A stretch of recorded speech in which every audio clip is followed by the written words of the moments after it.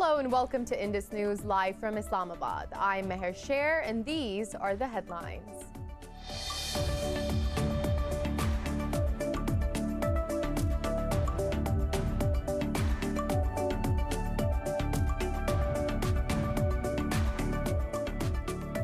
Pakistan and India have agreed to strictly observe all ceasefire agreements along the line of control in other sectors since midnight. Contacting on hotline, the Director Generals of military operations of both countries also agreed to address core issues that might disturb peace. Pakistan military's media wing says the two military officials reviewed the situation along the line of control in a frank and cordial manner.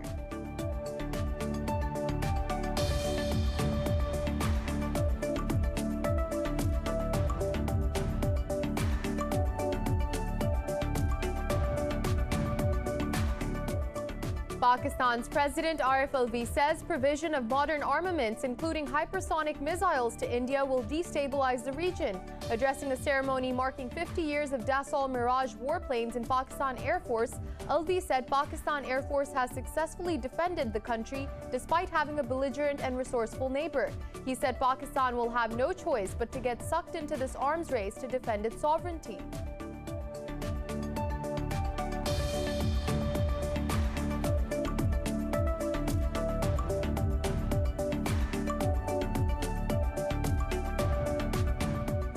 Armenian Prime Minister Nikol Pashinyan warns of an attempted military coup after the army demanded him to resign.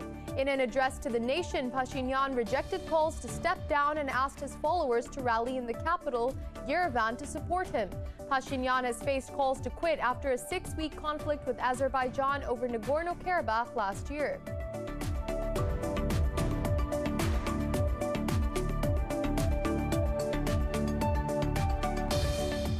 The Pentagon says Russia remains an existential threat to the United States and Europe despite economic sanctions. The commander of the U.S. European Command Air Force, General Todd Wolters, made the remarks in a military symposium. Wolters accused Moscow of engaging in activities that seek to destabilize and malign Washington.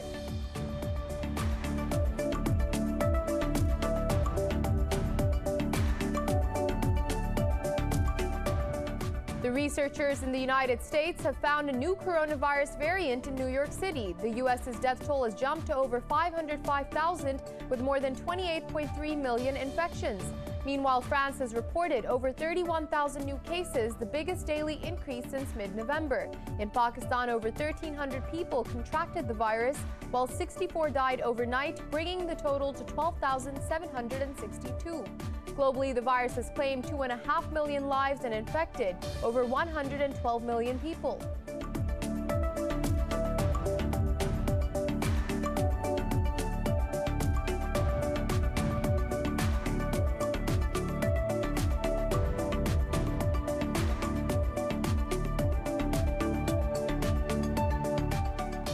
And in cricket, New Zealand restrict Australia to 215 runs to win the second T20 International by 4 runs in Dunedin. Martin Abdul was declared man of the match for scoring a quick knock of 97 runs.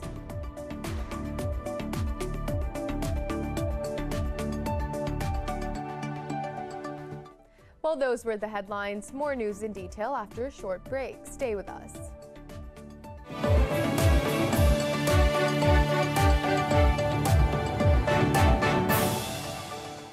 Welcome back. And now for the news in more detail. We begin in Pakistan. Pakistan and India have agreed to strictly observe all ceasefire agreements along the line of control and other sectors since midnight. This was agreed between the Director Generals of military operations of both countries during discussions over the established hotline.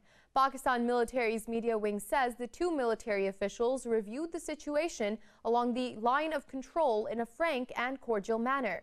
They agreed to address core issues that might disturb peace and lead to violence. ISPR added both sides reiterated that established mechanisms of hotline contact and border flag meetings must be used. They vowed to resolve any unseen situations or misunderstandings. India has committed more than 13,000 ceasefire violations since 2003 and 253 this year. And for more on this, we are being joined by Lieutenant General Amjad Shoaib, retired from Islamabad. Sir, thank you for your time. Sir, Pakistan and India have agreed to strictly observe all ceasefire agreements along the line of control and other sectors. How important is this agreement for peace in the region? I think this is very significant, very important, but unfortunately, we have not been following it. Indians have not been implementing. This understanding was already there right from 2000 onward, and we observed complete peace on the LOC till about 2013. But then I think from 2014 onward, when we had change of government in India and Modi came into power, then there was rampant violations of the LOC on one pretext or the other. And at the same time, the mechanism which was there to implement or to investigate all such incidents of violation, that was also violated by the Indians. We have the United Nations Observer Group on both sides of the LOC, but Indians do not allow them to come onto the LOC, and they stay in Srinagar. So even today, when we have agreed to observe ceasefire on the LOC, it is very important that these observers, they are given a chance, they are allowed to visit the LOC whenever there is any violation, because until and unless you investigate and put the blame on someone for the violation, it will continue. So one has to really keep the fingers crossed till we really see the strict implementation, although we have been able to revive the understanding. Sir, India's ceasefire violations along the line of control have reached a new high in the last few years. Will New Delhi abide by the latest agreement? See, the agreement which was concluded, it is in fact an understanding which was there from 2003 onward. And we had a feeling that it was, I mean, in a gentleman's way, this was being implemented. And we expect that this will now be implemented, although the mechanism has been disturbed. The reason that I have a belief that they will implement this thing, because India has a lot of internal problems. They also have a lot of disturbance in Kashmir, that farmers, that protest is going on, and then they also have a confrontation on the Chinese border. So India is facing a lot many difficulties internally and externally, and perhaps they thought that this is the time that they should at least keep the LOC quiet. But I think it is in our interest, because we have our civilians along the LOC, and they have been suffering in a big way. There have been casualties, and there have been, I mean, they have not been able to go to their lands even, at places where the lands were threatened. So the life, I think, along the LOC will become a bit normal for the people on both sides. Right. Thank you so much, Lieutenant General Amjad Shoaib, for joining us on Indus News. And now we also have joining us Lieutenant General Naeem Khalid Lodi, retired from Islamabad. Sir, thank you so much for your time. Sir, Pakistan and India have agreed on strict observance of all agreements, understandings and ceasefiring along the line of control and all other sectors. How do you see this new development? I think whichever side has taken the initiative, they have done a great thing. And especially once they have agreed to talk on the core issues, the only thing is, of course, the high-level interaction will only be possible if it goes right up to political level, which I think this contact will make a base for further talks as far as military-to-military talks are concerned, as far as government-to-government talks are concerned, and especially if they have also mentioned talking on the core issues, that is a great news. And for the time being, I would say that it is also a very good omen for all the civilians living along the line of control, because if you stop all these ceasefire violations, life will be much easier for them. Also, will this development help thaw the ties between the two countries? You know, for a very long time, there was no talk going on. The communication was blocked. The governments were not talking. The militaries were not talking. The people were not allowed to really talk to each other. So once this thaw has taken place, it should be taken as a base for people-to-people contact, for government-to-government contact, for military-to-military contact. And I think this will go a long way in creating an environment in this region whereby we can talk to each other and resolve our issues. Because I always say that we are quite good in intellect as far as people of this region are concerned. Don't believe that if we sit down, we will not be able to resolve our issues. We can always do that. The only precondition is that the mistrust must be removed, finger pointing at each other must not happen, and the talk must start. Because once we start talking, then the doors keep on opening for further progress. That is what we expect. Thank you, General Naeem Khalid Lodi, for joining us on Indus News. And now moving on, Pakistan says a third state is sponsoring cross-border attacks from the territory of a neighboring country. Ambassador Munir Akram was speaking at the United Nations Security Council's ARIA Formula meeting. Akram said Islamabad respects the sovereignty of its neighboring states, but has the right to defend itself against state-sponsored terrorism. He said the fight against terror has been utilized to justify the use of force and foreign intervention. Akram further said India's illegal military occupation of Kashmir was among the worst violations of the UN Charter. The envoy said that the Kashmiri struggle for the right to self-determination cannot be equated with terrorism. He said India was threatening to use force against Pakistan to divert attention from state-sponsored terrorism in occupied Kashmir. And in India, the right-wing BJP government is tightening the lid on freedom of expression further through more stringent censorship of social media. A draft regulation by New Delhi plans to push social media firms to immediately erase content on the government's orders and assist investigations. The proposed rules are widely seen as a reaction to a face-off between Modi and Twitter over content related to farmer protests in India. Facebook and Twitter have declined requests to comment on the new regulations. India's opposition Congress says the Modi government has turned India into internet shutdown capital of the world. Meanwhile, Armenian Prime Minister Nikol Pashinyan has warned of an attempted military coup against him.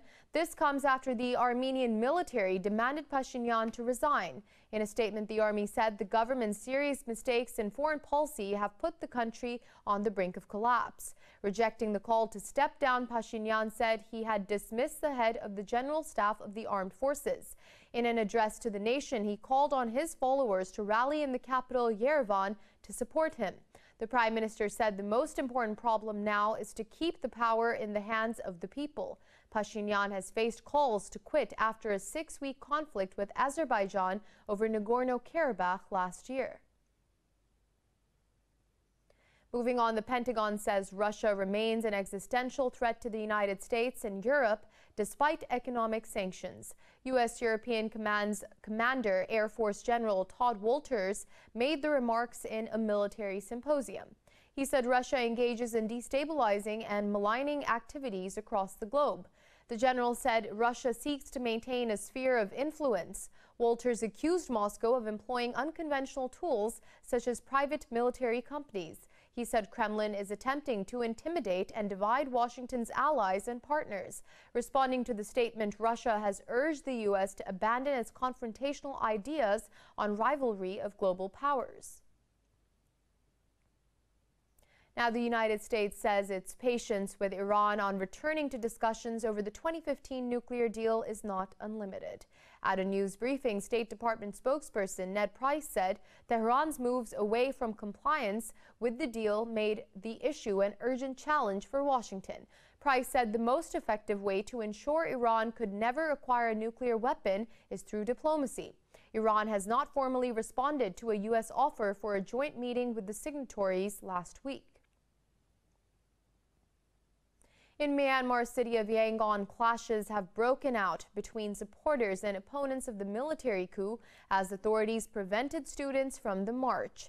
There have been about 3 weeks of daily protests and strikes, and students pledged to come out again. But police blocked the gates of the campus, stopping hundreds of students inside from coming out to march.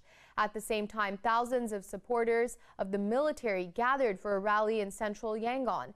Media workers said the supporters threatened their photographers, while one of them was slightly hurt. Doctors are also said to hold a protest today as part of a so-called white coat revolution. Meanwhile, Facebook has banned the Myanmar military from using it and its Instagram platform with immediate effect. At least 41 migrants have drowned in the central Mediterranean Sea after their boat capsized. In a joint statement, the UN's Human Rights and Migrants agencies said the dinghy had 120 people on board. They said missing migrants also include 3 children and 4 women. The agency said the shipwreck demonstrates the urgent need to strengthen Europe's search and rescue system. The statement read, "Saving the lives of migrants in distress must become a priority for the international community." It added some 160 persons have died in the central Mediterranean Sea so far this year. Since 2014, more than 20,000 refugees have died at sea while trying to reach Europe through Africa. More stories after a short break. Stay with us.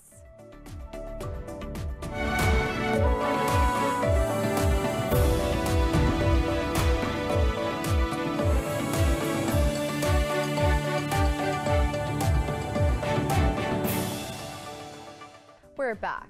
The researchers in the United States have found a new coronavirus variant in New York City. The U.S.'s death toll has jumped over 505,000 with more than 28.3 million infections. Globally, the virus has claimed 2.5 million lives and infected over 112 million people. More on the pandemic in this report. Although the US and most South American states saw a 30% decline in new cases and deaths in the last week, infections could spike again due to new variants. Pan American Health Organization says vaccines are in short supply and it will be months before inoculations affect the rate of cases. The researchers say the new virus variant is spreading rapidly in New York City and it carries a mutation that may weaken the effectiveness of vaccines. Moderna says it is working with US government scientists to study an experimental booster shot that targets a concerning new variant. Meanwhile, Johnson & Johnson's one-shot vaccine also appeared safe and effective in trials, paving the way for its approval for emergency use. I think this news from the Food and Drug Administration is very encouraging. We know that we need to get more people vaccinated, especially when there's a variant around. Because remember, viruses can't mutate if they can't survive. So the more people we get vaccinated, the better. And to have another vaccine available, and I expect it'll be authorized this weekend, is really going to help in terms of getting as many people vaccinated in as short as time as possible. So it's very good news. In Europe, France reported over 31,000 new cases, the biggest daily increase since mid-November. Paris has also announced a weekend lockdown in the Dunkirk area while keeping other areas under watch in a ray of light amid grim news. A study in the UK showed strong antibody responses in people who have received 2 doses of the Pfizer vaccine. The European Union's vaccine rollout continues to stutter due to delivery delays, limiting the bloc to only a fraction of its planned inoculations. Meanwhile, unlike its previous approach, the Swedish government announced to step up its restrictions in a bid to avoid third wave. The situation in Sweden is serious. We have a high spread of infection and it is continuing to increase. The mutations mean that this situation is even more worrying. There is a big risk of a third wave. This is not predetermined, but it is your and our collective behavior that determines whether that will be the case. South Korea distributed the AstraZeneca vaccines to hospitals and public health centers across the country as it kicks off its mass inoculation drive. Meanwhile, Pakistan has reported 64 deaths from COVID-19 overnight. The health ministry says the fatalities toll has risen to 12,772. It said 1,361 more people contracted the virus in the last 24 hours. Out of nearly 576,000 infected in the country, nearly 540,000 have recovered. However, there are still more than 23,000 active cases in Pakistan. The ministry said just over 2,000 patients are admitted to hospitals across the country. And Pakistan is celebrating successful 50 years of the Dassault Mirage warplane in its Air Force. PAF marked the occasion with a special event held in Shorkot. Pakistan's President Arif Alvi distributed souvenirs among PAF officers. Addressing the ceremony, President Alvi said PAF ensured the country's defense despite belligerent neighbor. He said PAF depicted professional excellence and produced honest leadership. Earlier, Pakistan's Air Chief Marshal Majeed Khan greeted President Alvi as he arrived to take part in the celebrations. The president witnessed the flypast of Cobra formation of the 34th Tactical Attack Wing of the PAF. And Pakistan is home to nearly 3 million Afghan refugees who have built their homes and businesses in the country over the past few decades. Though thousands have been repatriated back to Afghanistan, Pakistan continues to host a sizable refugee population.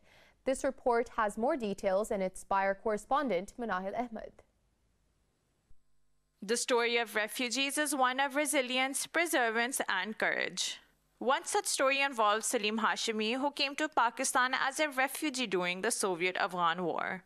Hailing from the city of Jalrez in Maidan Wardak province, Hashimi opened his own restaurant 2 years ago in Islamabad. People visit Islamabad from all over the world. Due to the diversity of the city, I knew that people would be accepting to different flavors in cuisine. Muhammad Amir is another Afghan refugee who is a proud owner of a French fries cart in the capital's Jinnah supermarket. Originally from Mazar Sharif, Amir considers Pakistan his home and says the country has given him multiple opportunities. I was born and raised in Pakistan as a second-generation refugee. The government of Pakistan has granted us with all sorts of facilities. Despite the huge financial challenges, Pakistan has given its guests access to health and education